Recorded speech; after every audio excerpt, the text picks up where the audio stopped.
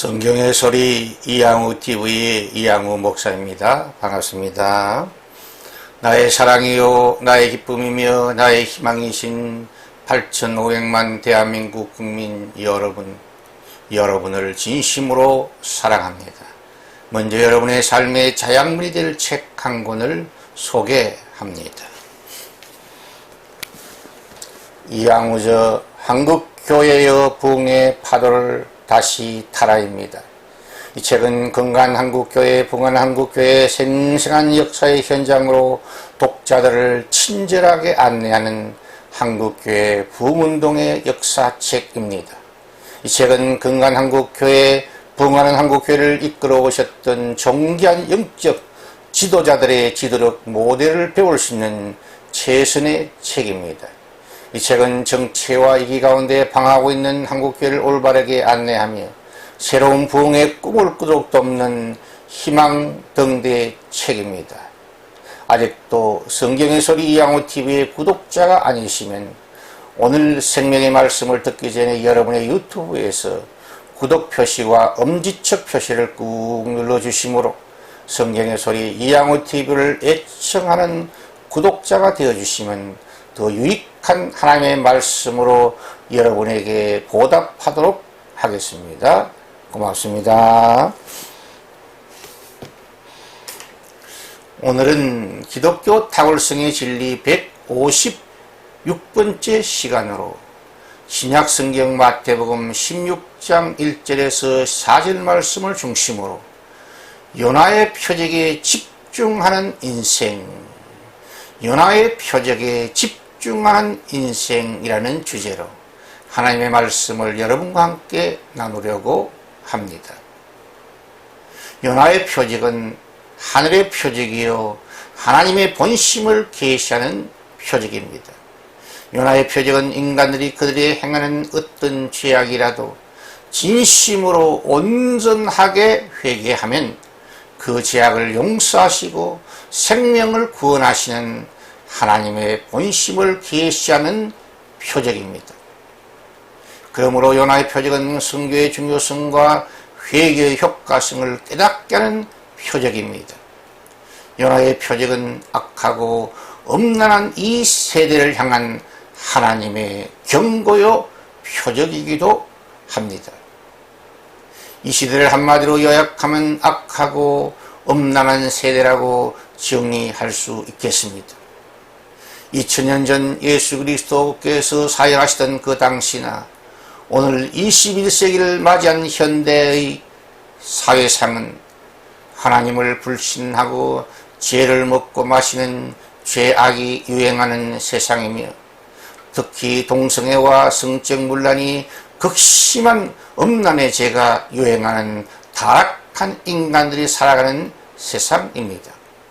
그러므로 오늘 그리스도인들이 추구해야 할 건강하고 행복한 삶의 길은 인간의 불신과 불평, 인간의 탐욕과 거짓, 인간의 악한 죄악과 음란의 죄를 회개하고 정결하고 깨끗하고 거룩한 삶을 회복하는 것이라고 믿습니다. 금그릇도 귀하고 은그릇도 귀한 그릇이지만 깨끗하게 씻어서 손님 맞을 준비가 되어 있는 사기그릇이나 유리그릇을 주인이 즐겁게 귀하게 사용할 것이 분명합니다. 역사의 참주인이신 하나님께서도 깨끗한 영혼과 마음의 소유자, 깨끗한 이성과 감정과 의지의 인격 소유자, 깨끗한 신앙과 삶의 소유자를 즐겁게 기쁘게 하나님의 전전한 손으로 사용해 주실 줄 믿습니다. 이 말씀은 사도 바울이 디모데후서 2장 20절에서 23절에 기록하였습니다. 요나의 표적은 살아나는 표적이기 때문에 우리 인생이 집중해야 합니다. 요나 선지자는 선교의 하나님으로부터 이스라엘의 원수 나라인 아수르의 제국의 수도 니느웨에 가서 심판의 복음을 전파하는 선교의 사명을 받았습니다. 아수르 제국은 주전 900년부터 주전 607년까지 약 300년 동안 존재했던 큰 제국이었습니다. 그러나 요나는 민족주의적인 좁은 마음과 잔인한 아수르 사람들을 두려워하여 하나님의 선교 사명을 거역하고 도망자가 되었습니다. 요나가 마침 요파 항구에 갔더니 다시스, 지금의 스페인 지역으로 가는 배가 기다리고 있었습니다. 다시스는 선교 사명 현장인 니느웨와는 정반대의 방향이었습니다. 우리 사람들은 환경이 열린다고 하나님의 뜻인 줄 알고 기뻐하는 경우가 있는데 그 방향으로 가다가는 반드시 실패를 경험하게 됩니다. 그러므로 환경이 열린다고 주님의 뜻이라고 착각하는 어리석은 판단을 버리시기를 예수의 이름으로 부탁합니다. 역사의 참주인이신 하나님께서 거룩한 사명을 도피하던 요나가 타고 간 그 배를 향해 큰 풍랑으로 공격하기 시작하셨습니다. 요나 한 사람이 사명에 불순종함으로 그와 동행하는 그 많은 사람이 고난을 공유하게 됨을 우리는 요나 사건을 통해 배울 수 있습니다. 처음에는 모든 화물을 버리고 풍랑을 이겨보려고 애쓰고 힘썼지만 그리고 자기가 믿는 신들을 부르고 야단법석이 났는데 요나는 하나님의 얼굴을 피해 배 밑창으로 내려가 깊은 잠에 빠졌다고 요나서 1장 5절에 기록되어 있습니다. 도저히 감당할 수 없는 큰 풍랑이 계속되므로 결국 누구의 죄 때문에 이 풍랑이 발생하였는지를 우리가 제비뽑아보자고 서로가 의견 일치가 되어 제비뽑기를 하였는데 그 결과는 요나가 당첨이 되고 말았습니다. 요나는 솔직하게 고백합니다. 나는 히브리인이며 내가 천지를 만드신 하나님의 명령을 어김으로 이 풍랑이 일어났으니 나를 저 바다에 던지라.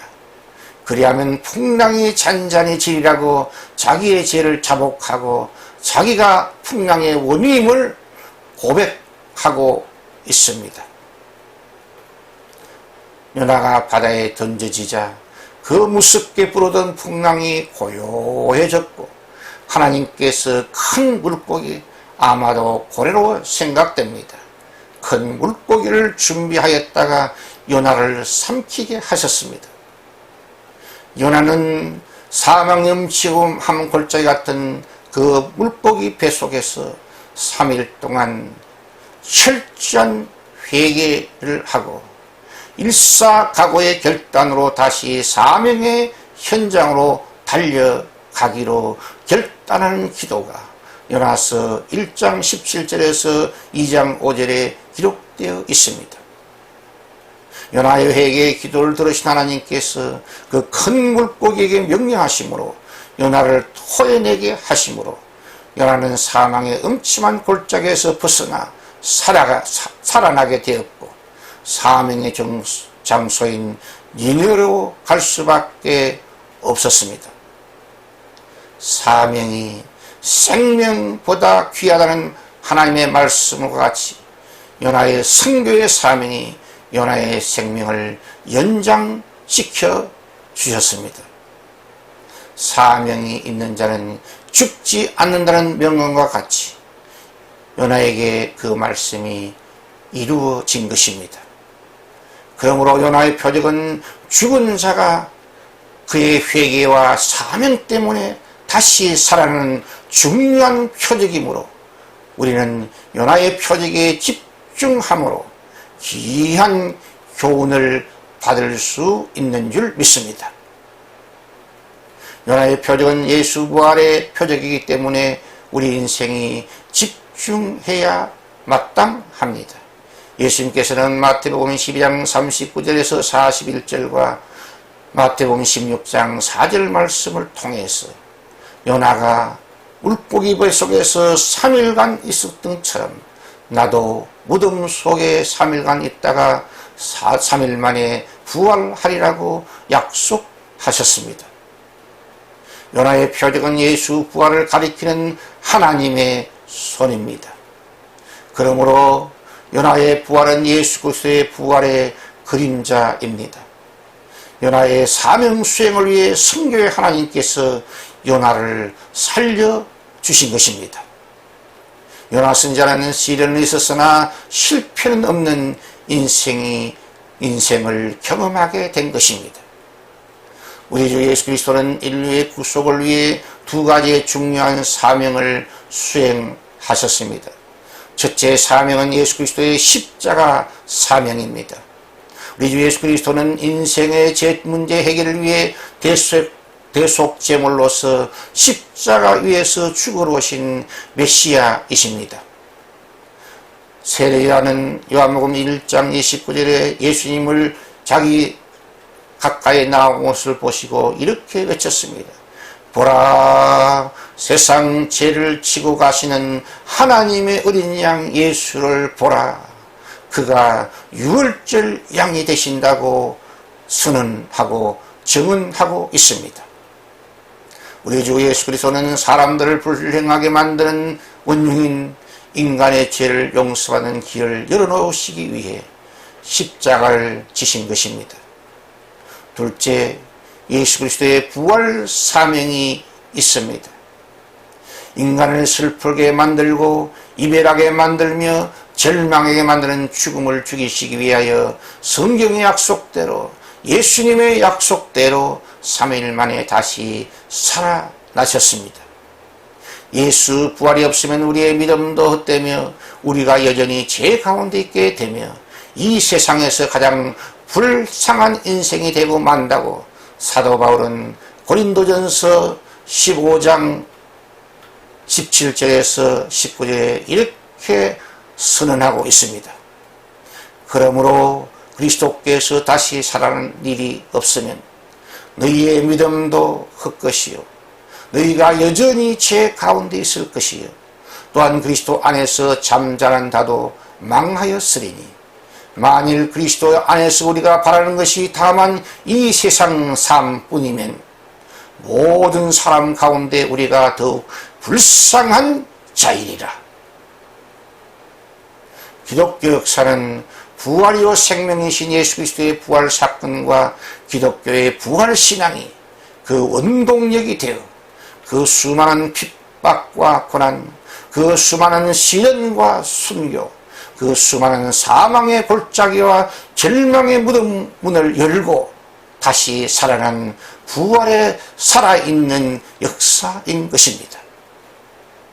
그래야 지금 80억 모든 인류 중에 약 20억의 사람들이 예수를 나의 주 나의 하나님으로 고백하고 섬기며 예수 제자의 길을 기쁨으로 걸어가고 있습니다.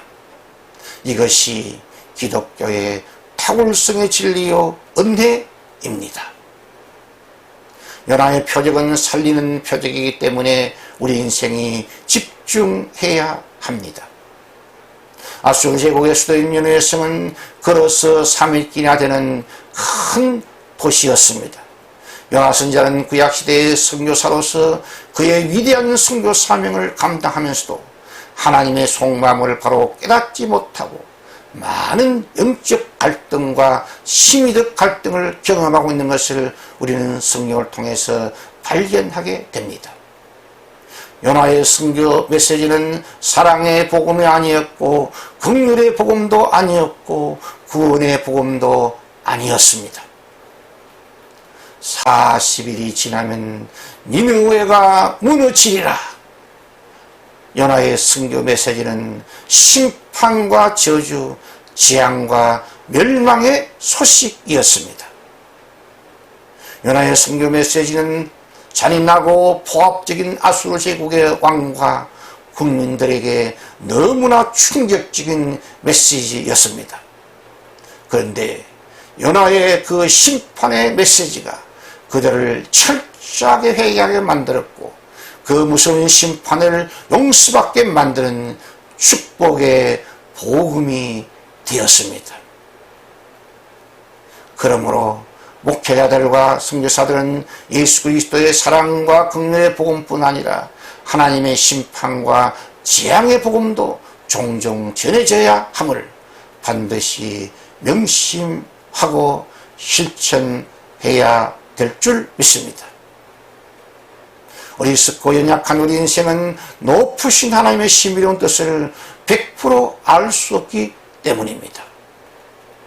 요나의 심판의 복음을 들은 아수르 제국의 왕과 모든 대신들과 모든 국민들은 즉각적인 회개운동과 금식운동, 제약과 포악을 철저하게 끊고 정리하는 삶의 변화를 통해 공의 하나님께서 하나님께 간절하고 절박하게 매달리기 시작한 것입니다.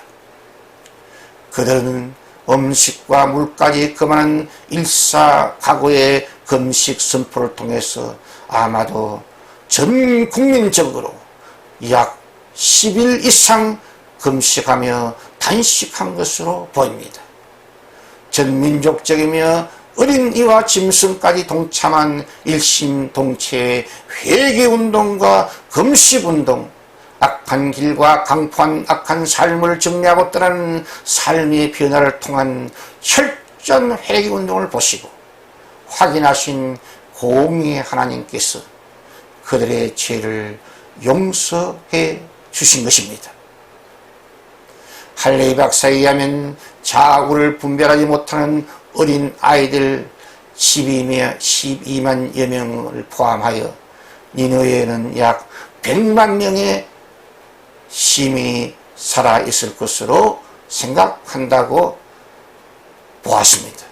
그러므로 요나의 심판의 복음은 약 100만 명의 생명을 구원받게 하는, 용서받게 하는, 심판을 면하게 하는 하나님의 은혜가, 긍휼이, 인자가 임하게 된 것입니다.